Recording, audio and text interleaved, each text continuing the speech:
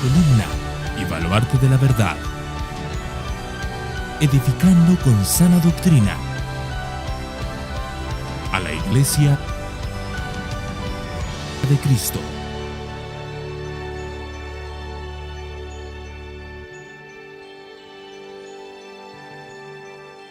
Así que vamos a abrir nuestras Biblias en el libro de Oseas. Hoy empezamos una serie nueva. Terminamos Habacuc y vamos al libro de Oseas. El capítulo 1, y vamos a estar leyendo un solo versículo. Y les explicaré luego el porqué. Oseas, capítulo 1, y el versículo 1. Dice así la palabra del Señor. Palabra del Señor que vino a Oseas, hijo de Beeri, en días de Uzías, Jotam, Acaz y Ezequías, reyes de Judá, y en días de Jeroboam, hijo de Joás, rey de Israel. Vamos a orar.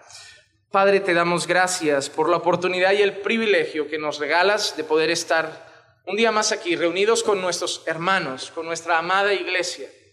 Gracias, Señor, por la oportunidad de poder escuchar tu palabra, de poder escuchar tu voz, aquello que tú revelaste en las Escrituras. Y te pedimos, Señor, que hoy puedas abrir nuestros corazones para poder recibir, Señor, todo aquello que tengas para nosotros. Que hoy nuestros corazones puedan ser tierra fértil, para que puedas sembrar una buena semilla, que pueda dar frutos, Señor. Y que todo lo que escuchemos hoy pueda hablar a lo más profundo de nuestro ser. Queremos ser, Señor, hijos tuyos que te agradan. Queremos que te complazcas cuando veas nuestras vidas. Queremos agradarte en todo lo que hacemos. Como dice Pablo, que ya sea que comamos o bebamos o hagamos cualquier otra cosa, que lo hagamos todo para tu gloria. Y por eso, Señor, necesitamos ser confrontados con tu palabra, porque tu palabra es la que nos pondrá delante de un espejo, nos hará ver nuestra realidad, y tu Santo Espíritu nos traerá convencimiento para seguir santificándonos a la imagen de Jesús. Habla hoy a tu pueblo, Señor, te lo pido, en el nombre de Cristo Jesús. Amén, amén y amén. Hermanos, hoy, a diferencia en lo que hacemos normalmente, que es un sermón en el que tomamos un pasaje, unos versículos y los exponemos, hoy voy a hacer la introducción como hago las últimas veces, cada vez que empiezo una serie. Porque antes de que empecemos la serie realmente, antes de que empecemos a explicar versículo a versículo todas las cosas, es importante para mí que tengamos una idea general de todo lo que vamos a estar viendo. Cuando nosotros tenemos una idea general de todo lo que la serie nos va a mostrar, cuando tenemos una idea general de todo lo que el libro dice, luego vamos a poder empezar a explicarlo y entender todo lo que nos vamos a ir encontrando progresivamente. Así que lo que voy a hacer hoy son dos cosas. En primer lugar, dar unos breves datos del libro de Oseas, datos históricos para que entendamos quién es Oseas, qué está pasando, en qué momento se ha escrito esto. Y luego lo que intentaré hacer de manera rápida es exponer lo que para mí son los textos principales de todo el libro. Versículos que he tomado de prácticamente cada capítulo para que veamos los temas que vamos a ir viendo a lo largo de todo el libro. La semana que viene, ya sí, desde el principio, vamos a ir arrancando con la explicación. Así que en primer lugar, cuando nosotros encontramos el libro, nos damos cuenta que el escritor, el que escribe la palabra es Oseas. Oseas, se presenta así el autor, palabra del Señor que vino a Oseas. Pero Oseas es solo el filtro, Oseas es solo el conducto. La palabra viene del Señor. Estos son solo hombres usados por el Señor para traer un mensaje a su pueblo. Oseas no es el autor en sí de la palabra. Oseas es el medio comunicativo de la palabra. El autor sigue siendo el Señor. La palabra Oseas es muy curiosa por su significado, porque Oseas significa salvación.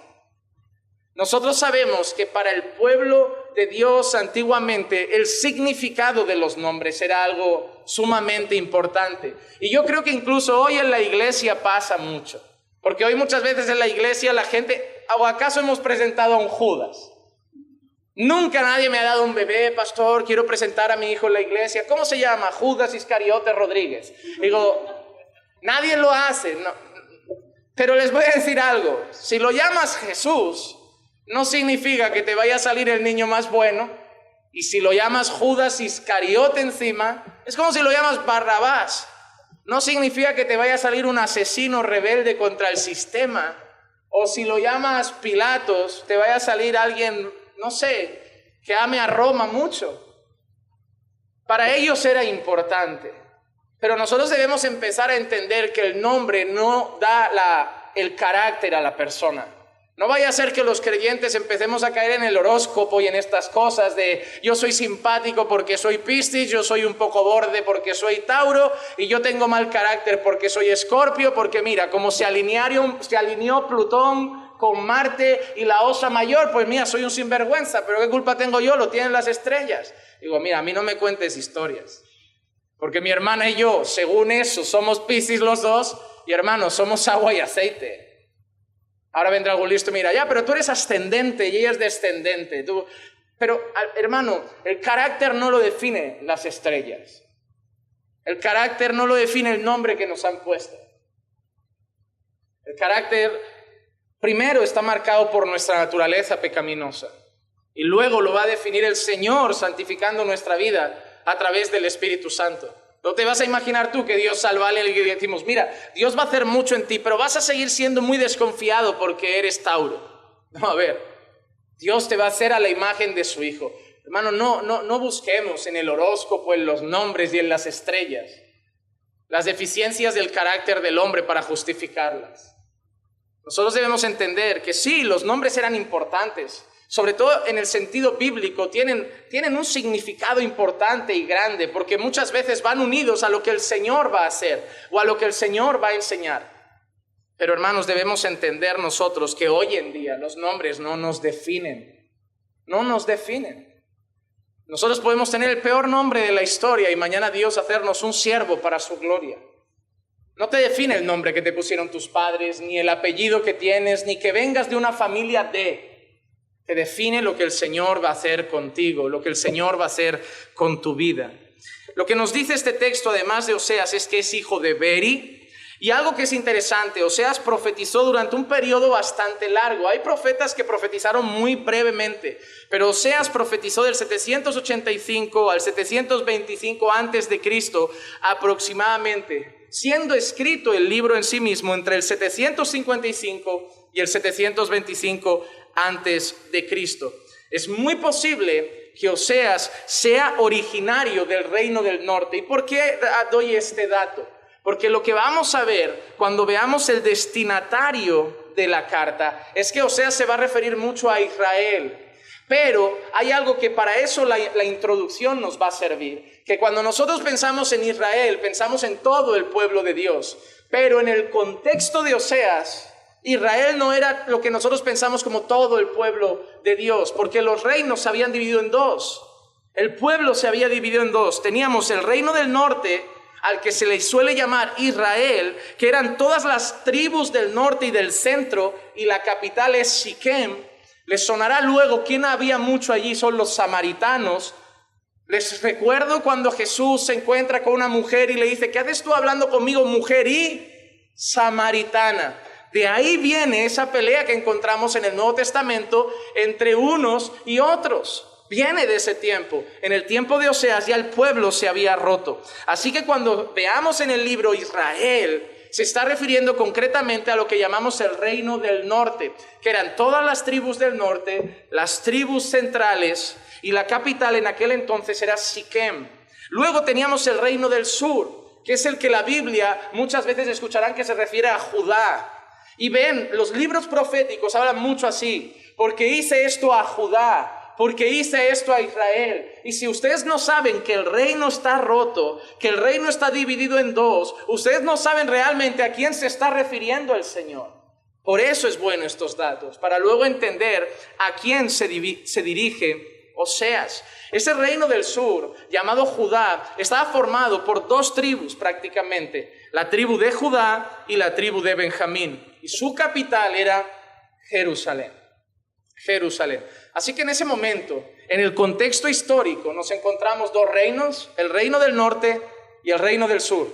El reino del norte, llamado comúnmente como Israel, formado por las tribus del norte y del centro. El reino del sur, formado por las tribus de Judá y Benjamín, llamado Judá de manera genérica. El reino del norte, la capital es Siquem. Se habían separado y habían empezado a adorar a falsos dioses. Eran los reyes de los becerros de oro. Y el reino del sur, Judá, estaba con la capital, Jerusalén. Y ellos, ahí es cuando, ¿te acuerdas también aquella vez que Jesús le dice, unos dicen que hay que adorar aquí, otros que hay que adorar en el templo? Todo viene por esas disputas, porque un reino buscaba adorar a Dios en un sitio, otro reino decía que la adoración exclusiva a Dios era en Jerusalén, era en el templo. Unos decían una cosa, otras otra, pero al final Dios empieza en Cristo a romper eso y dice, no, Dios busca verdaderos adoradores. No se trata del monte, no se trata de Samaria o Jerusalén. Dios busca adoradores que lo adoren en espíritu y en verdad.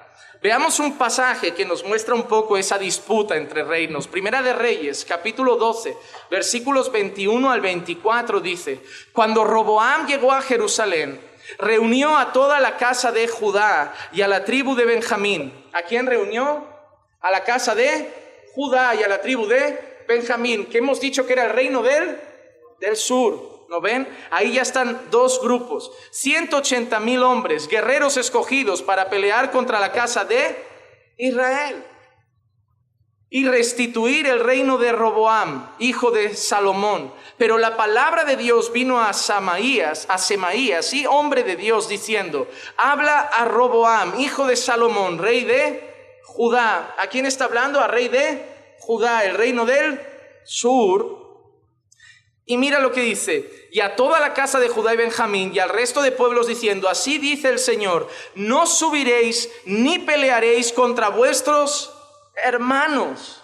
¿Cómo los llama el Señor? Vuestros hermanos, hijos de Israel. Vuelva cada uno a su casa, porque de mí ha venido esto. Y ellos escucharon la palabra del Señor y se volvieron para irse conforme a la palabra del Señor. Entonces, hermanos, es interesante. Dios nunca ha querido esa pelea. Dios nunca ha querido esa pelea, pero esa pelea duró siglos. ¿Recuerdan la parábola del buen samaritano? ¿Quién es el bueno en la historia? El samaritano. ¿A quién está hablando el Señor? A unos judíos que consideraban a esos que ya no eran ni sus hermanos. La pelea se había hecho tan grande que ellos no los consideraban ni hermanos. Si una persona salía de Jerusalén y tenía que ir a un sitio y la manera más corta era atravesar Samaria, ellos preferían andar 3 días más solo para no pasar por la tierra de los samaritanos, que eran realmente hermanos de ellos, que se habían separado y se habían enemistado. Eso es importante entenderlo. Ahora, en Oseas 7:5 vemos que el libro de Oseas se va a referir al reino al que él pertenece de esta manera. En la fiesta de nuestro rey, los príncipes se enfermaron por el calor del vino. Él extendió la mano a los escarnecedores. En este texto, Oseas se refiere a nuestro rey, ¿verdad? No dice al rey de Jerusalén o al rey de Judá, dice a nuestro rey. Entonces Oseas está hablando a este pueblo y él se considera de parte de ese pueblo porque llama al rey su rey. Y la carta o el libro o las palabras de Oseas van dirigidas a Israel, que hemos dicho que era el reino del norte. Entonces sabemos ya que Oseas es hijo de Beri y que pertenecía al reino del norte. En el inicio del ministerio de Oseas, en Israel estaba reinando Jeroboam II.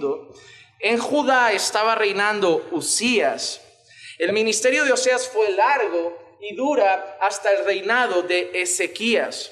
A otros reyes no los menciona mucho, posiblemente por la brevedad de su reinado, porque en ese tiempo, en cuestión de 20 años, hubieron 6 reyes distintos allí. 6 reyes en 20 años, y el suceso es porque 4 fueron asesinados. Así que es un tiempo difícil, un tiempo de guerra, un tiempo de disturbios, un tiempo de peleas, un tiempo de contiendas, un tiempo de pecado, un tiempo de muerte, un tiempo de agonía, un tiempo de destrucción. Unos 200 años antes de los días de Oseas fue cuando las 12 tribus se dividieron entre el reino del norte y el reino del sur. En ese plazo Dios había enviado ya a profetas a hablar a esos reinos. Había enviado a Elías, había usado a Eliseo, había usado a Amós y ahora estaba usando a Oseas. Sin embargo, el pueblo se negaba a volverse al Señor. El pueblo no quería volverse a Dios a pesar de las profecías. El destinatario de este libro es Israel. El tipo de libro es profético, como veremos. ¿Y qué significa un libro profético? Que está cargado de metáforas. Un libro profético está cargado de metáforas, y cuando uno no sabe eso, puede cometer muchos errores. Cuando hay personas que ven Apocalipsis y no saben cómo leer Apocalipsis, acaban cometiendo el error de pensar que cada bicho que sale con 7 cuernos, tantas cabezas, tantos ojos, es literal.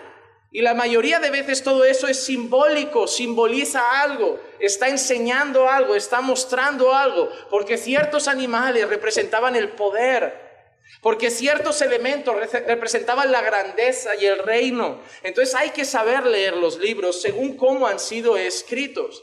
El caso de Oseas es un libro profético, tiene muchas metáforas, muchas cosas que son dichas de una manera que hay que entenderla, no que está tan clara y evidente.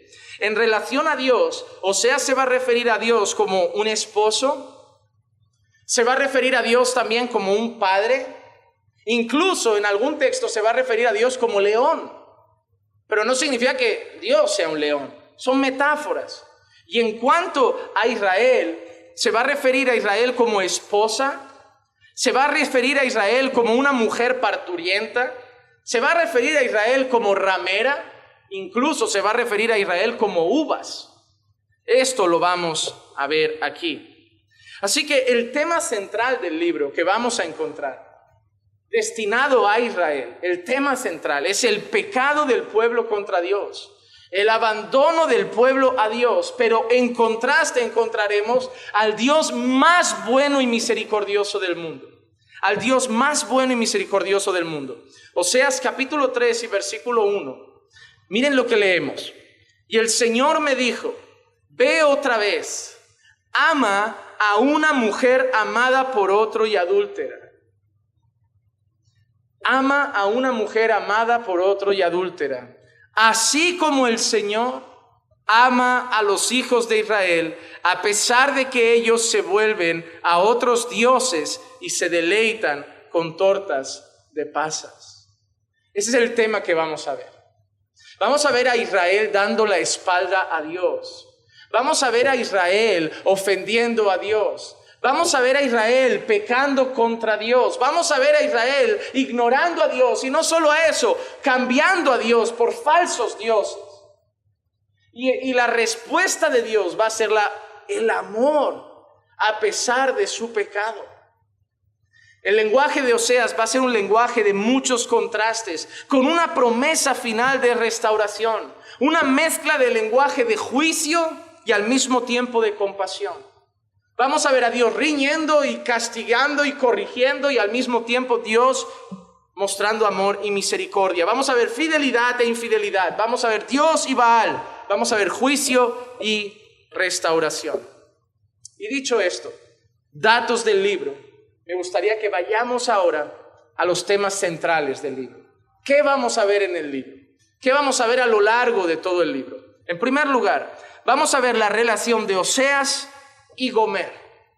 Eso lo vamos a ver en los 3 primeros capítulos. Oseas 1:2 dice así: cuando por primera vez el Señor habló por medio de Oseas, el Señor le dijo, mira lo que le dice el Señor al profeta: anda, toma para ti una mujer ramera. Hermano, si a ti te viene Dios y te pide eso, los profetas tenían una relación muy peculiar con el Señor, porque los profetas escuchaban pedidos de Dios muy raros, que para nosotros serían completamente chocantes. Dios le está diciendo a un siervo de él, un hombre que vive apartado para él, para ser el que habla de parte de Dios al pueblo, y de golpe Dios se presenta a ese profeta y le dice: toma una mujer ramera y ten con ellas, engendra con ella hijos de prostitución. Vaya pedido. ¿Pero por qué? Porque la tierra se prostituye gravemente abandonando al Señor. El Señor le va a querer decir a Oseas que lo que Él va a hacer con la ramera es lo que Dios hace con su pueblo. Porque es lo que Dios ha hecho, hermano. ¿Qué éramos nosotros sino rameras que se prostituían en este mundo? ¿Qué éramos nosotros sino hombres y mujeres que se deleitaban en pasiones desordenadas y en el pecado? ¿Y qué hizo Dios? Ve y tómalo. Ve y tómalo. Porque si Dios hubiera bajado a decir, cásate con la más santa, con la más pura y la más digna, ninguno estaríamos aquí. Pero el Señor tomó una ramera. Vamos a ver que no hay nada que se compare al amor de nuestro Dios. Y hay algo que yo aprendí cuando yo estuve estudiando Oseas. Que tengo que aprender a tener más compasión y misericordia, más amor y perdonar más fallos de otros. Porque cuando yo entendí el amor de Dios en este libro, cuando yo entendí cómo Dios se compadece a pesar del terrible pecado de ese pueblo, yo dije, ¿y qué yo no puedo perdonar? ¿Acaso soy mejor que Dios? Para que Dios perdone todo esto y yo sea eso lo que yo eso no lo perdono. Mira, yo conocí a una persona que cuando se casó le dijo a su esposo, era creyente, y le dijo, mira, yo te perdonaré todo menos esto. Y el pastor estaba ahí delante. Y me gusta porque el pastor le dijo, no, tú se lo perdonarás todo y punto. Porque eso es lo que manda el Señor. Lo que tú acabas de decir es lo que el mundo te enseña. Este es mi límite. Yo te permito hasta que me subas la voz, yo te permito hasta que discutamos a veces, pero este es mi límite. Pero tú eres creyente. ¿Cuál es el límite que nos ha puesto Dios? Dios quitó el límite del perdón, ¿eh? Claro, tú ahora puedes pensar, pero entonces le estoy diciendo que me va a poder hacer de todo, pero ¿con quién te casas? ¿Por qué te crees tú que Dios dice no te unas en yugo desigual? Porque si te casas con un sinvergüenza mundano, claro que le estás abriendo la puerta a que te haga lo que quiera. Pero ¿qué pasa si a un creyente le dices yo te perdono todo? El creyente te va a decir, ¿y? Eso no significa que yo quiera traicionarte, yo tengo que amarte como Cristo amó a la iglesia. El yugo desigual, todas esas ideas de es que si le dices eso, harán eso, es porque estás casado con alguien no creyente.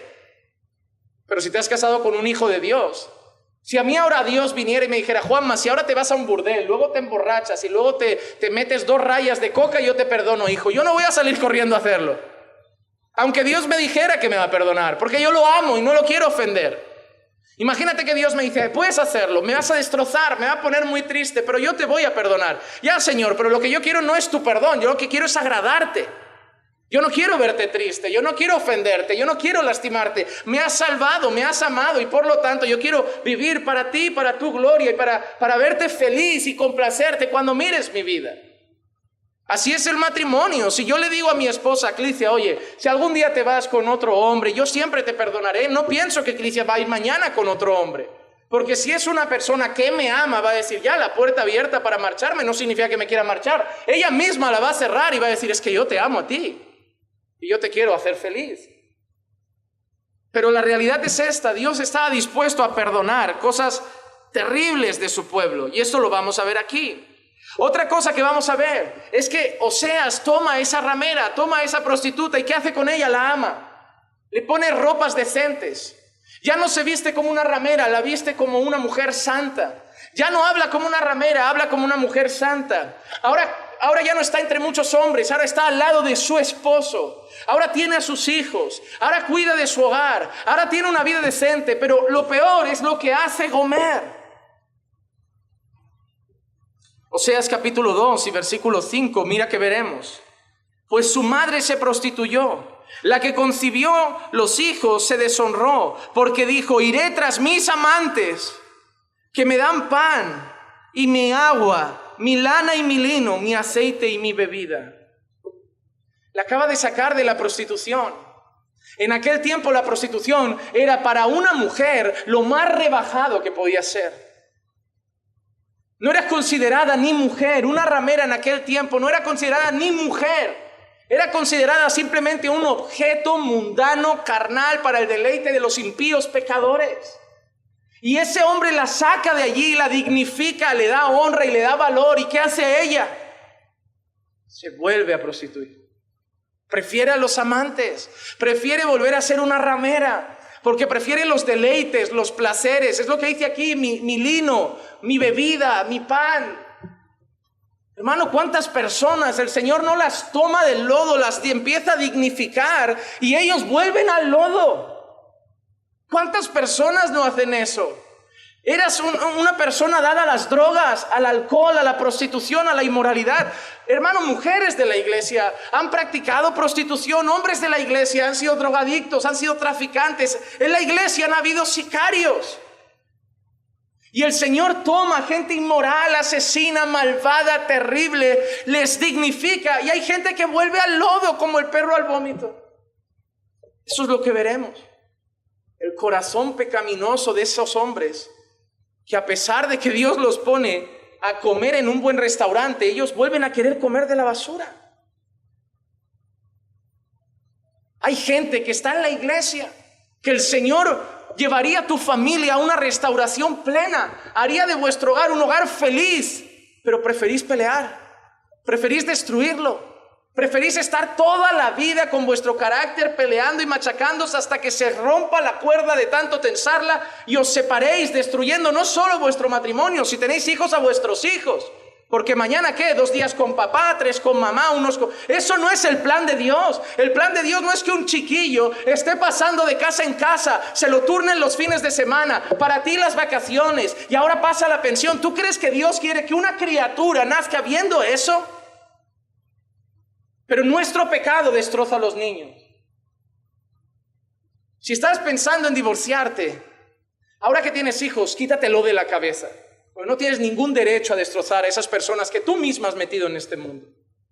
Ahora trágate el dolor, trágate el sufrimiento y por tus hijos sigue y lucha por ese matrimonio. Porque muchos hijos han dejado de creer en el amor, en el matrimonio y en la familia, por lo que hombres y mujeres egoístas que solo piensan en que no son felices, les da igual, ellos ya se buscarán la vida. Yo tengo que ser feliz. Y empiezas a ver niños de 5 años con un mal carácter, gritones, mal educados, y tú dices, ¿qué pasa? Y cuando les preguntas, oye, ¿quiénes son tus padres? Y los señalan, dices, entendí. Hermano, yo conozco las casas por los niños. Niños que están perturbados con 5 años, groseros y maleducados. Niños que no les gusta relacionarse con nadie. Niños altivos con 5 años. Yo sé que el pecado está ahí por naturaleza, pero si aflora tan rápido, a veces miro las casas y digo, no, ya está, blanco y en botella. Hermano, cuídense por amor a sus hijos, pero primeramente por la gloria de Dios. Dios ama a la familia. En este mundo la están rompiendo cada día. Nosotros debemos guardar la familia como Dios la ha creado. La gente tiene que entrar a este lugar y ver la familia como Dios la ha creado. Padre y madre juntos para toda la vida y sus hijos. Ya, es el modelo de Dios. El modelo de Dios es ese. Pero este pueblo vuelve a su pecado. Porque algo que vamos a ver en este pueblo es su amor por los ídolos. Su amor por los ídolos. Oseas 7:11. Efraín es como paloma incauta. Hermano, no va por ti, Tranquilo, Efraín. Efraín es como... ¿No ven? Los nombres no salen bien. Porque ahora el pobre hermano Efraín que está ahí va a decir, ¿yo qué culpa tengo? ¿Por qué me llaman paloma incauta? Y encima sin entendimiento, pobre Efraín. Pero mira lo que dice, Efraín es como paloma incauta sin entendimiento. Llaman a Egipto y acuden a Asiria. En vez de buscar al Señor, en vez de mirar a Dios, en vez de mirar a su Redentor, a su glorioso Señor Todopoderoso, ellos iban en busca de ayuda y socorro a Egipto y a Asiria. Oseas 12:1, Efraín, se alimenta de viento y persigue sin cesar al solano, multiplica la mentira y la violencia, hacen además pacto con Asiria y el aceite es llevado a Egipto. Todo eso representa idolatría. Hacen pacto con Asiria, se unen a naciones paganas, buscan comerciar con los paganos, buscan tener relaciones con los paganos, hacen pacto con los paganos. Calvino dijo en una ocasión que el corazón del hombre es una fábrica de ídolos. Una fábrica de ídolos. Y es verdad, hermano, es verdad. Yo conocí a una mujer que siempre veía a otras madres, y por eso siempre le digo a las mujeres antes de ser madre que no opinen mucho de las que son madre, porque parece que hay un clic ahí que las vuelve a veces medio locas, que en cuanto sale el niño se les activa una cosa extraña a algunas, y todo lo que han dicho se lo comen. Porque hay madres que vivían diciendo, ay, esta madre es demasiado protectora, debería dejar más al niño, no tiene nada de malo que lo cojan otras personas. Ahí nace su retoño y parece Gollum con el anillo. Hermano, es así. Es así. Hermanos, debemos entender una cosa. Hay madres que antes de ser madres no tenían ese ídolo, pero después de ser madres tienen un ídolo que se llama hijo. Que lo ponen incluso por encima de Dios. Cuando tú defiendes a un hijo que ha hecho algo malo y te pones brava incluso por defender la injusticia que ha cometido tu hijo, estás pecando contra Dios. Porque Dios es un juez justo y tú estás defendiendo algo malo. Tú no puedes defenderlos porque son hijos, tú tienes que ser justo. Y si tu hijo ha hecho algo malo, debe pasar el proceso correctivo correspondiente.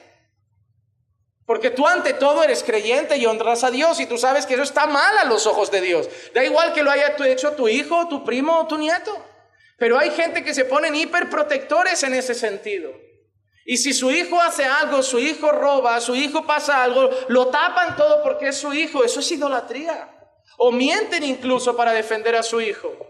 Su hijo se fue al gimnasio, no vino a la iglesia. ¿Dónde está el chiquillo? Tenía cosas. No, está en el gimnasio, pastor, no quiso venir. Pero por no difamarlo, porque nadie hable mal de él, mienten, tapan la verdad. Se ha hecho un ídolo en el corazón. Se ha hecho un ídolo en el corazón. Pasa en el corazón de muchos padres, sobre todo pasa en el corazón de muchas madres. O ese típico amigo de la iglesia soltero. Siempre queda con los hermanos, siempre toma un café con los hermanos. Ahí de golpe aparece la hermanita. ¿Sabes en su mundo en qué gira ahora? La hermanita. Lo llaman los hermanos. No, es que estoy con fulana. Vamos a tomar, es que estoy con fulana. Es que he quedado con fulana. ¿Por qué no viniste al culto? Es porque fulana no pudo. Pero fulana que no venga, ¿y tú? Es que tenía que ayudar a fulana. Dejaste el culto por ayudar a... Ya sabemos cuál es el centro. Un ídolo nuevo. Hermano, los ídolos, porque algunos dejaran la iglesia católica y rompieran las imágenes, ya se acabó con los ídolos. No, los ídolos se hacen aquí y aparecen sobre la marcha. Aparecen sobre la marcha. Miren, un ministerio puede ser un ídolo. Yo estaba en la iglesia, congregaba tranquilo, amaba al Señor, servía, hacía todo. De golpe el pastor me nombra como pastor y me pone aquí. ¡Wow! Toda la gente me mira. Y empiezo a creerme a alguien. Y empiezo a hacerlo todo, incluso peco y digo, no voy a decirlo porque si lo digo me quitan mi púlpito. Voy a tapar mi pecado. Le pasó a un rey que tenía que matar a un grupo de personas, a todas las personas, y guardó a algunas personas. Y el Señor lo disciplina quitándole el reino. ¿Y qué intenta hacer con el sucesor? Lo intenta matar. Saúl no amaba a Dios, Saúl amaba el trono. El trono se volvió el ídolo de Saúl. Hermano, analiza tu corazón, porque hay ídolos ahí. El éxito. Hay gente que se deprime si no saca un 10 en todas las notas porque tiene que ser el mejor de la clase. ¿Eso puede ser un ídolo?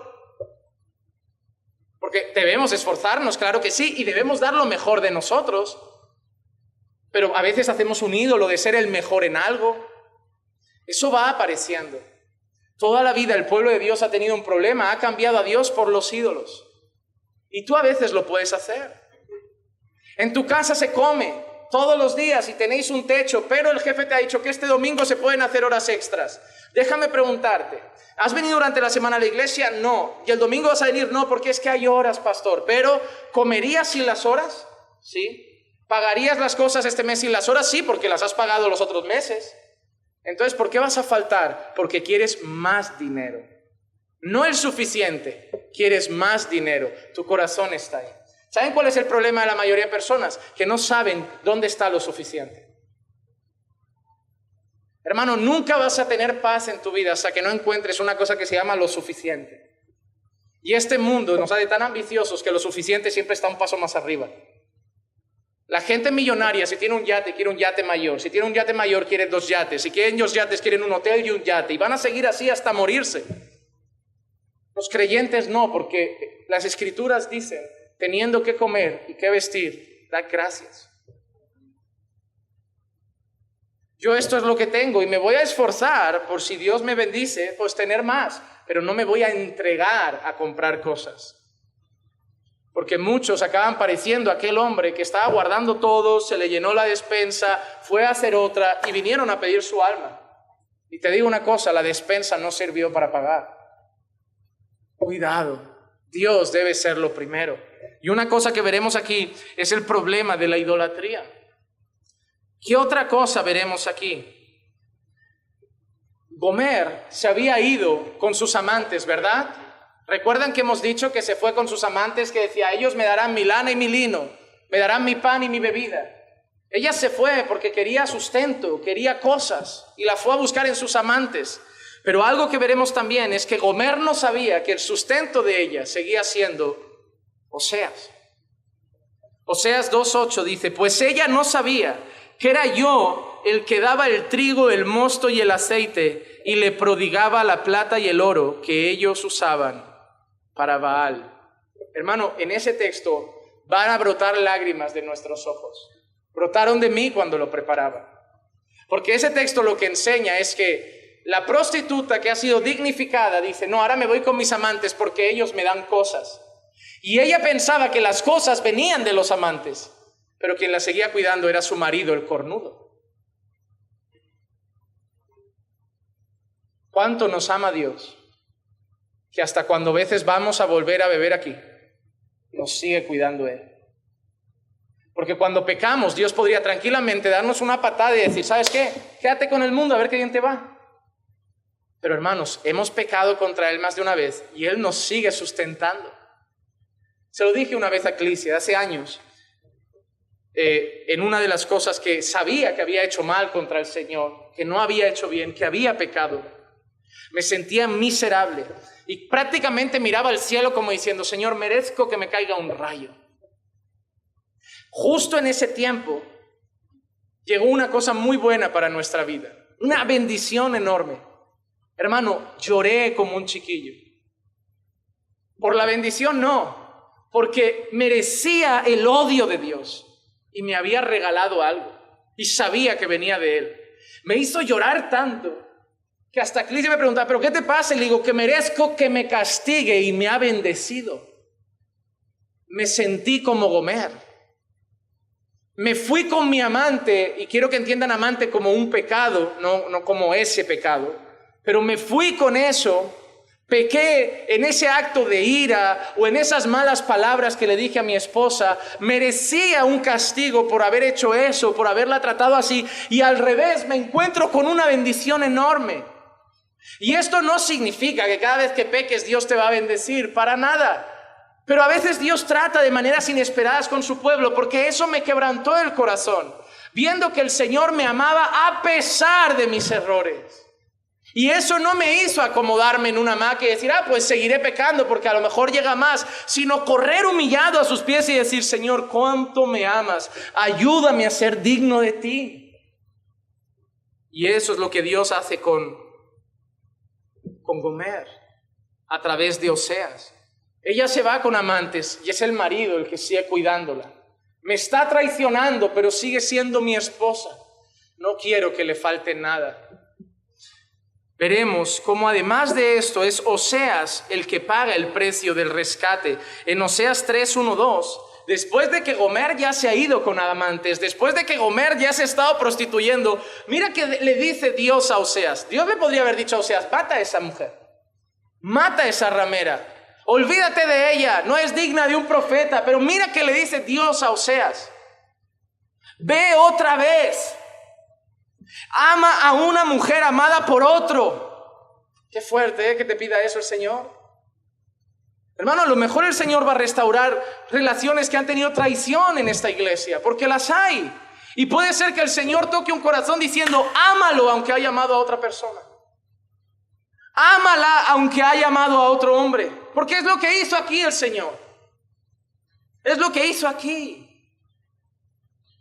Dice, ama a una mujer amada por otro y adúltera, así como el Señor ama a los hijos de Israel, a pesar de que ellos se vuelven a otros dioses y se deleitan con tortas de pasas.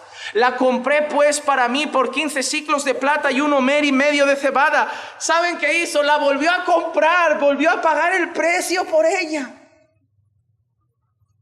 ¡Cuánto amor! ¡Cuánto amor!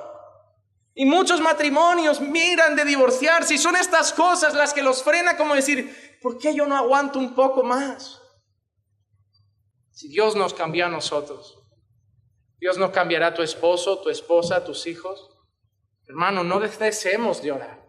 No tenemos la garantía de que lo hará ni cuándo, pero tenemos la garantía de que puede. Y eso ya es suficiente para clamar y pedir al Señor. ¿Qué más vamos a ver en este libro? Veremos un mensajero que trae un mensaje de amor incondicional. Oseas 11:1, mira qué dice estos versículos tan bonitos. Cuando Israel era niño, yo lo amé, y de Egipto llamé a mi hijo. Oseas 11:4, con cuerdas humanas los conduje, con lazos de amor, y fui para ellos como quien alza el yugo de sobre sus quijadas. Me incliné y les di de comer. Oseas 14:4, yo sanaré su apostasía, los amaré generosamente, pues mi ira se ha apartado de ellos. Hermano, veremos a un pueblo que no para de pecar y a un Dios que no para de amarlos. Quizá estás hoy aquí y a lo mejor piensas que tú has pecado demasiado para Dios. Y déjame decirte que no hay pecado que Dios no pueda perdonar. Porque si nos contáramos cada uno aquí todos nuestros pecados, igual el tuyo no te parecía tanto. Porque muchos de aquí, me incluyo, estamos aquí reconociendo que no merecemos estar aquí. Miren, yo creo que esto lo deben aprender. Muchas personas me preguntan que por qué soy como soy en el Señor. Yo sé que soy una persona muy dada, es decir, pasional, muy entregado, muy celoso. Cuando tocan a Dios, su palabra, su verdad, se me hincha la vena. Es decir, siento que tengo que, y no quiero decirlo mal, como proteger la dignidad de Dios, proteger la santidad de Dios, proteger la verdad de Dios. Casi como Pablo, no me comparo con él, ni mucho menos, no llego ni a la altura de los zapatos, pero cuando Pablo dice, porque fui puesto para la defensa del evangelio, en un mundo de mentiras, siento que tengo que decir la verdad, en un mundo donde la gente mira a un lado, siento que tengo que confrontar, en un mundo donde la gente se mundaniza, siento que nuestro Dios es santo y lo debemos honrar con una vida en santidad. Y soy así por una cosa. Desde que me entregué al Señor, decidí darle mi vida al Señor, ya nada más, ¿no? Yo no compagino al Señor con otra cosa. Yo no comparto al Señor con otra cosa. Mi tiempo libre es para el Señor. Mi vida es para el Señor. Mis horas son para el Señor. No las pierdo en otras cosas. De vez en cuando, si los hermanos me insisten mucho, echo un partidito con ellos. Pero es raro, hermano, porque mi tiempo es para Él. Y cuando la pregunta siempre me llega de por qué tanta entrega quieres, y aún así siento que me falta y quiero darle más, Yo quiero consumirme entregándome al Señor. Yo quiero que me dé un infarto a los 35 porque mi corazón ya no aguante más de todo lo que me he entregado, pero que viva esos años enteros para Él. Porque de nada me va a valer vivir hasta los 90 y haberle dado migajas al Rey. Prefiero vivir hasta los 35 y petar porque mi cuerpo ya no aguantó y me dijo, Juan Manuel, conmigo para arriba ya. Y lo hago por una cosa, porque hay un texto que dice, al que mucho se le perdona, mucho ama. Y a mí, Dios me perdonó muchísimo. Me ha hecho su hijo y además me ha puesto como pastor de un grupo precioso de hermanos. Yo le doy todo porque siento que me ha perdonado mucho y no merezco estar aquí. La gente que le da poco al Señor es porque todavía no reconoce lo viles que son. Pero cuando reconoces lo vil que eres y todo el perdón que has recibido, te vas a entregar porque es lo normal en gratitud. Como cuando alguien hacía algo por otra persona y decías, oye, te debo mi vida, te debo una. Y estabas ahí debiendo ese favor porque sabías que te habían salvado la vida. El Señor nos ha dado mucho más. Le debo todo a Él, todo a Él. No le debo nada a las personas, ni a las religiones, ni a las denominaciones, ni a ningún pastor. Los amo y los honro y tengo muy buenos amigos, pero mi vida es para Él, ni siquiera para mi esposa. Amaré a mi esposa, me entregaré por mi esposa, viviré para cuidar a mi esposa, para amar a mi esposa y para pastorear a mi esposa, y lo haré lo mejor posible. Pero el día que mi esposa me faltara, sigue siendo Él el centro de todo mi ser. Mi esposa es una bendición, pero mi esposa no es mi vida es Cristo. Porque a mí me perdonó mucho. a mí me perdonó mucho. Yo no sé cuánto te ha perdonado a ti. Pero yo cuando estudié este libro brotaban lágrimas de mis ojos, mojaban las páginas de mi Biblia, porque yo era la prostituta. Y solo espero que cuando terminemos esta serie, salga todo el mundo por esa puerta diciendo, yo soy esa prostituta que Dios ha amado y ha restaurado. Y salgamos de aquí amándolo más que nunca. Y a partir de ahora mi agenda y mis compromisos girarán en torno a Dios. Hay un cumple el domingo, Dios primero, luego vamos al cumple. Hay esto, Dios primero. Martes y jueves, jefe, martes y jueves tengo que salir a las 6, que a las 7:30 tengo que estar en el culto. El miércoles te trabajo 1 hora más y el lunes te hago 2, pero martes y jueves estoy ahí. Quiero estar con mis hermanos, quiero estar con el pueblo de Dios, quiero aprender de su palabra, quiero orar con ellos, quiero crecer con ellos, quiero que mis pastores me discipulen, quiero que mis pastores me enseñen, me capaciten para que luego sirva al Señor. Quiero vivir para Él y necesito estar con su pueblo para aprender.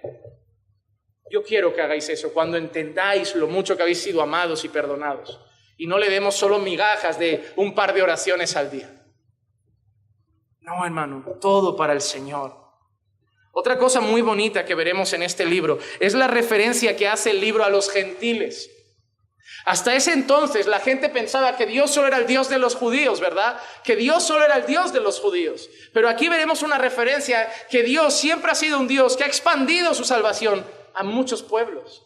Oseas 2:23, mira que dice: la sembraré para mí en la tierra y tendré compasión. ¿De quién? De la que no recibió compasión. Y dirán al que no era mi pueblo, tú eres mi pueblo. Y él dirá, tú eres mi Dios. En aquel entonces creían que solo los judíos eran el pueblo de Dios. Y a través de Oseas el Señor aprovecha y dice, hay un pueblo que la gente dice, no es mi pueblo, pero que dirán, ahora tú sí eres mi pueblo y yo seré tu Dios. El libro de Primera de Pedro, capítulo 2 y el versículo 10, usa esas palabras similares. Pues vosotros que en otro tiempo no erais pueblo, ahora sois pueblo de Dios. No habíais recibido misericordia, antes hemos leído en Oseas compasión, pero ahora habéis recibido misericordia. Así que aprenderemos que el Señor prometió salvación también a los gentiles. Por eso estamos tú y yo aquí. Porque Dios dijo que en Abraham no serían benditos los pueblos judíos. Dios dijo que en Abraham serían benditas todas las naciones de la tierra. Pero ellos nunca lo entendieron, creyeron que Dios era exclusivo de ellos. Pero Jesús, como dice Apocalipsis, compró para Dios con su sangre un pueblo de toda lengua, tribu y nación. Y no hay nada para mí más hermoso, y esto creo que pasa en Barcelona y en pocos sitios, porque cuando voy a Brasil, la mayoría de gente en la iglesia son brasileños. Cuando he predicado en otros países, la mayoría, como no hay tanto quizá inmigración, la mayoría son de ese país, pero si hay algo que me gusta a mí de Caminando por Fe aquí en Barcelona, es que aquí podemos contemplar gente de toda lengua, tribu y nación. Podemos ver gente de Ecuador, podemos ver gente de Perú, podemos ver gente de Honduras, de El Salvador, de Brasil, de España, de Bulgaria, de Rusia, de República Dominicana. Y aquí no es que los peruanos son, es que los argentinos son, es que los catalanes son. Aquí somos uno en Cristo. Aquí no hay racismo, aquí no hay banderas, aquí no hay fronteras. Y si lo hay en tu corazón, tienes que nacer de nuevo porque no eres del pueblo de Dios. El pueblo de Dios no ve colores, el pueblo de Dios no ve idiomas, el pueblo de Dios ve un pueblo redimido por la misma sangre preciosa del Cordero de Dios. Y ahí fuera podrán llamarnos peruanos, españoles o ecuatorianos, pero aquí solo hay una palabra que nos decimos: hermanos, hermanos. Otra cosa que veremos en el libro, yo no sé, dije que iba a las 2, era broma, pero vamos para allá. Veremos otra cosa muy importante, y es que la infidelidad a Dios solo da lugar a una cosa, y da lugar al caos. Al caos. Oseas capítulo 4, versículos 4 al 6 dice: pero que nadie contienda ni nadie reprenda, porque tu pueblo es como los que contienden con el sacerdote. Tropezarás de día y tropezarás también el profeta contigo de noche, y destruiré a tu madre. Mi pueblo es destruido por falta de conocimiento. Por cuanto tú has rechazado el conocimiento, yo también te rechazaré para que no seas mi sacerdote. Como has olvidado la ley de tu Dios, yo también me olvidaré de tus hijos. Oseas 8:7, porque siembran viento y recogen tempestades. El trigo no tiene espigas, no da grano, y si lo diera, se lo tragarían los extraños. Un pueblo rechazado por Dios, castigado por Dios, un pueblo que pasará hambruna, un pueblo que vienen tormentas, que vienen tempestades, y todo es por su pecado, porque Dios ama, pero también Dios disciplina. Y eso lo veremos en el pueblo, lo veremos en el libro, es algo muy parecido a lo que vemos en Habacuc, y lo vimos en Habacuc, que Dios promete restaurar, pero después de haber disciplinado fuertemente a la nación. Pero ¿qué más vamos a ver? Vamos a ver a un padre compasivo que no abandona a sus hijos.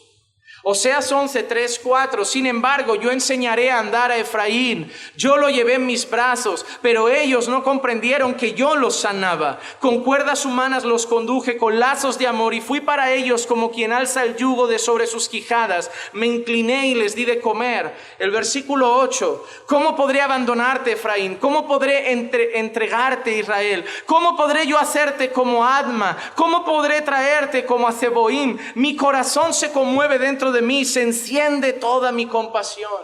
El Señor ve a su pueblo en pecado, ve a su pueblo fallando, ve a su pueblo dándole la espalda, y lo único que el Señor se pregunta es: ¿cómo os voy a dejar de amar? Los que son padres, supongo que lo entenderán. Cuando un hijo los falla, los traiciona, los hiere, los lastima, no dejas de amarlo. Te duele, ¿verdad? Te rompe el corazón. Duele hasta lo más profundo de tus entrañas, pero tu corazón también te dice: no lo puedo dejar de amar. Es mi hijo. Así es el Señor con su pueblo. A veces le ofendemos, hermano, y le ofendemos seriamente. Pero el Señor nos mira siempre con los ojos compasivos de un padre que está ahí para perdonar nuestros pecados. Además veremos que todo esto habrá castigo, habrá disciplina, pero en medio hay un amor que ama y es compasivo, y todo eso al final estará envuelto de unas promesas gloriosas de restauración. Porque Dios no dejará simplemente que el pueblo haya pecado y bueno, ya lo paso por alto. No, Dios va a restaurar a ese pueblo. Dios va a restaurar a ese pueblo. Oseas 11:9-11. No ejecutaré el furor de mi ira, no volveré a destruir a Efraín. Porque yo soy Dios y no hombre, el santo en medio de ti, y no vendré con furor. En pos del Señor caminarán, Él rugirá como un león, ciertamente Él rugirá, y sus hijos vendrán temblando desde el occidente. De Egipto vendrán temblando como aves, y de la tierra de Asiria como palomas, y yo los estableceré en sus casas, declara el Señor. ¿Dónde estaban? En Egipto y en Asiria. Habían hecho un pacto con pueblos paganos, pero ¿qué dice el Señor? Yo los haré volver, así como volvió el hijo pródigo. Hermano, el hijo pródigo nunca dejó de ser hijo. Estuvo pecando, pero seguía siendo hijo. Y en medio de ese tiempo de pecado, algo despierta en su mente y dice: en la casa de mi padre hasta los siervos comían pan. Y yo estoy aquí comiendo algarrobas con los cerdos. Y vuelve arrepentido: Padre, no soy digno de ser llamado tu hijo. He pecado contra el cielo y contra ti. Hermano, cuando uno es hijo de Dios, no significa que nunca más vaya a pecar. Pero si realmente es hijo de Dios, cuando peca, el Espíritu Santo despierta su conciencia y lo hace volver humillado al Padre que lo ama, lo perdona y lo restaura. Pero si alguien se queda y la conciencia no le pesa, eso es mala señal. Eso es mala señal. La diferencia entre un hijo de Dios y un hijo del diablo no es que uno peca y otro nunca peca. Primero, el hijo del diablo practica el pecado. Es algo distinto a pecar, porque el pecado es un hábito en su vida. No es lo mismo una persona que un día cayó en la pornografía, en ver un vídeo, que alguien que ve cada semana pornografía. Uno es una caída, otro es una práctica. Hay una diferencia, ¿verdad? Hay una gran diferencia. Pero el creyente puede llegar a pecar. A veces descuida su vida de oración, se aleja de la comunidad de los santos, se aleja de la compañía de los hermanos, descuida tiempo con la palabra, el Espíritu Santo se va entristeciendo, la vida espiritual se va apagando y la carne aflora de alguna manera. Ira, una mala palabra, un mal gesto, una mala cosa, pero peca. La diferencia es que el hijo del diablo va a seguir haciéndolo. El hijo de Dios va a sentirse sucio, como si necesitara lavarse con salfumán. Porque así nos sentimos. Vienes a la iglesia que ese día estás con la cabeza agachada, que los hermanos te piensan que se te ha muerto alguien. Pero tú no les vas a decir lo que realmente ha pasado. Le dices, no, estoy bien, no pasa nada. Pero lo que pasa es que no te sientes digno ni de entrar. No te sientes digno de cantar. Empiezas a cantar las alabanzas y dices, yo que te canto esto con lo que hice. Y luego llega la palabra y parece que el pastor ha estado con unos lentes mirando por tu ventana y ese día afusila tu corazón y te hace sentir miserable. Eso solo le pasa al hijo de Dios. El hijo del diablo no, el hijo del diablo es el que se va, no me gusta, es duro, pero el hijo de Dios le va a doler porque es normal, el pecado debe doler. Pero el mismo Dios que nos quebranta y nos humilla es el mismo Dios que nos recuerda. Aquel que confiesa sus pecados, Dios es fiel y justo para perdonarlos. Y corre en busca de socorro al trono de la gracia, donde encuentra un Padre amoroso de brazos abiertos.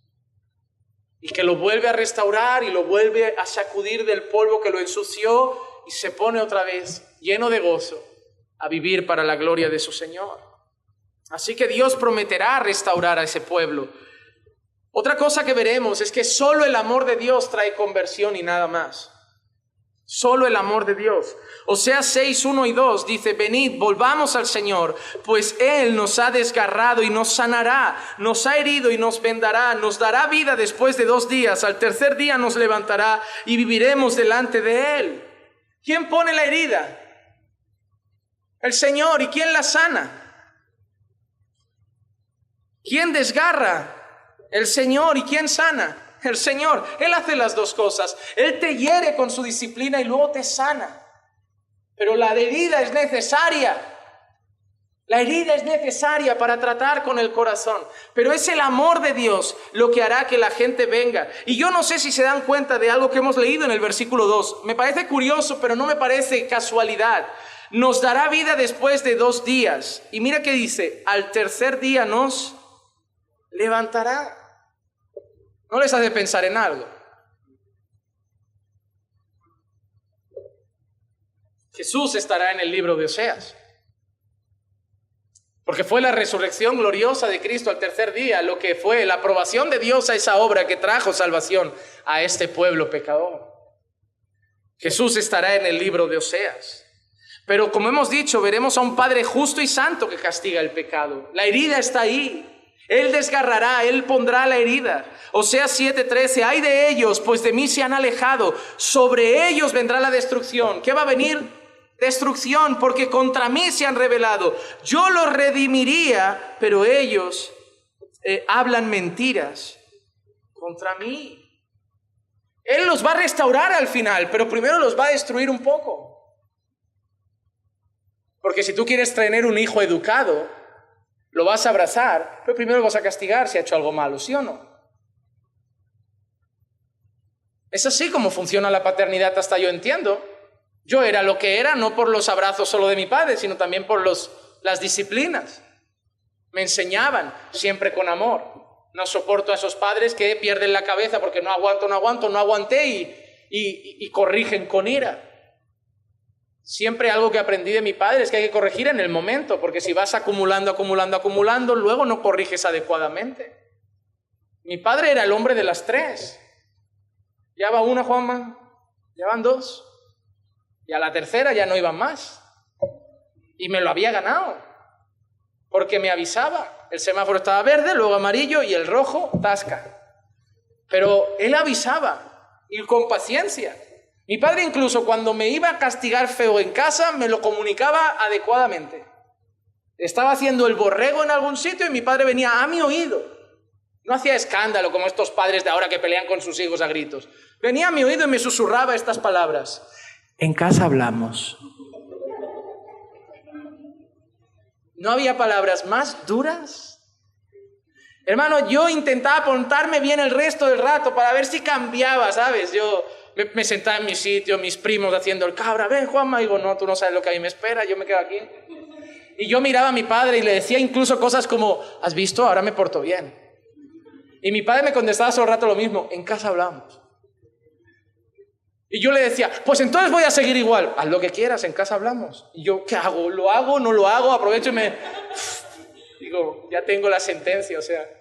Y luego íbamos en el coche y recuerdo que le susurraba a mi madre al oído, mamá, media por mí, mamá, ya dile algo, mamá, venga, si al final me porte bien, mamá. Y mi madre era de las buenas, no de las que combatían con mi padre, las que, aunque le doliera, era una aliada, eran un equipo. Y decía, Juanma, habla con tu padre, yo no me meto. Y yo, ¿cómo que no te metes? ¿Qué amor es ese? ¿Qué tipo de madre eres tú? Van a fusilar a tu hijo y no haces nada. Y llegábamos a casa y parecía que se le había olvidado. Me iba a la habitación, me duchaba, me ponía el pijama y yo digo, bien, se fue. Y de golpe en la sala escuchaba, Juanma, voy. Yo cerraba la puerta, me apoyaba. Mi padre abre y yo, pero no me vas a pegar, ¿verdad? Le digo, tú abre. Y digo, pero no me vas a pegar, ¿no? Júrame primero que no me pegas. Unas negociaciones. No hay persona en el mundo a la que le haya dicho, te odio tanto como a mi padre. Y yo sé que mi padre ha llorado. Porque a quién le gustaba ser corregido. Porque mi padre era de los firmes. Has hecho el cabra, igual no te pego, pero en 3 meses no sales a la calle ni una vez. Y ni Play, en aquel tiempo ni Game Boy, ni nada. Y tú no, y lo odiabas, te odio. Cuando seas mayor te meteré en un asilo. Y de los que pegan a la gente. Pero mi padre fue el único hombre que el día que me casé con Clicia, 2 días antes, tuvimos una cena, lo separé, lo abracé y le di las gracias. Porque todo el mundo decía, ¿cómo puede ser que tu hijo se haya pagado la boda con 21 años que tiene, 22 recién cumplidos?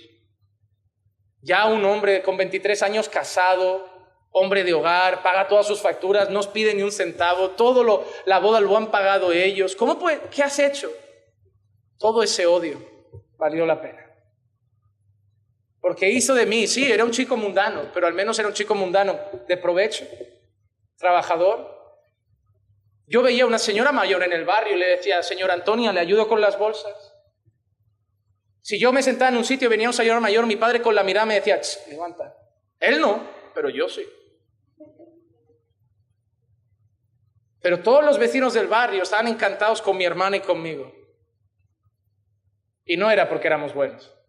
Era porque un padre que habíamos odiado mucho nos inculcó principios. Quizá no nos dio la ropa más cara del mercado. Quizá no nos dio lujos, ni teníamos el último móvil. Pero todo el barrio nos quería, a mi hermana y a mí. Porque éramos los únicos chiquillos que entraban a un sitio diciendo buenos días, gracias, ¿cómo está los vecinos? Y eso se aprende en casa. Eso se aprende en casa, hermanos. Deben entender que Dios es un Padre bueno. Y a veces te hará pasar por situaciones duras, pero todo tiene un propósito. Que mañana lo mires y le digas, Señor, gracias por hacerme pasar por esto, porque me hizo más humilde, me hizo más manso, me hizo aprender a depender más de ti. Yo siempre le digo a las personas que yo no soy lo que soy por los verdes pastos, yo soy lo que soy por los valles de sombra de muerte. Porque en esos valles es donde me he humillado, he llorado y he buscado al Señor. Cuando no había mucho en la nevera, cuando las cosas se estaban tambaleando, cuando la iglesia se dividía, es cuando yo iba corriendo a los pies de la cruz. Dios castiga, pero con amor nos restaurará. Y 2 puntos y termino. Otra cosa que veremos es que Dios es un Dios accesible y misericordioso. Un Dios que no tenemos que decirle a nadie de la iglesia, oye, ves a hablar con Dios de mí. Un Dios al que podemos acceder nosotros. Oseas 14, 1-4, vuelve, oh Israel, al Señor tu Dios, pues has tropezado a causa de tu iniquidad. Tomad con vosotros palabras y volveos al Señor, decidle, quita toda iniquidad y acéptanos bondadosamente para que podamos presentar el fruto de nuestros labios. Asiria no nos salvará, No montaremos a caballo y nunca más diremos: Dios nuestro, a la obra de nuestras manos, pues en ti el huérfano haya misericordia. Yo sanaré su apostasía, los amaré generosamente, pues mi ira se ha apartado de ellos. Cuando ellos reconocen su pecado, cuando ellos reconocen que Asiria no vale, Dios sana su apostasía. Dios sana su apostasía, porque su ira se aparta de ellos. Dios es accesible, hermanos. Si tú vuelves a Dios, Él está ahí. A lo mejor estás aquí hoy pensando: yo no soy digno, pastor, de ir. Yo he fallado demasiado. Yo la he liado mucho, pastor. Yo he hecho demasiadas cosas. Ve a Dios. Ve a Dios. No he conocido una persona que me diga: Dios me cerró la puerta. Ni una sola. Ve a Dios. De verdad, ve arrepentido, ve roto en el corazón. Ve humillado, ves quebrantado. Pero Dios restaura, Dios sana, Dios perdona. Y por último, hermanos, algo que aprenderemos es que no hay salvación fuera de Cristo. Oseas 13:4 dice así: mas yo he sido el Señor tu Dios desde la tierra de Egipto. No reconocerás a otro Dios fuera de mí, pues no hay más Salvador que yo. Al final el pueblo va a entender que no es Baal, que no es Egipto, que no es Asiria, que no son los amantes, que lo único que necesitamos en la vida se llama Dios, el Señor. Y mira la frase: no hay otro Salvador que yo, no hay más Salvador que yo. Y uniremos esa frase a Hechos 4:12, porque en ningún otro hay salvación. Porque no hay otro nombre bajo el cielo dado a los hombres en el cual podamos ser salvos. Solo en Dios había salvación para Israel. Solo en Cristo hay salvación para el pueblo de Dios.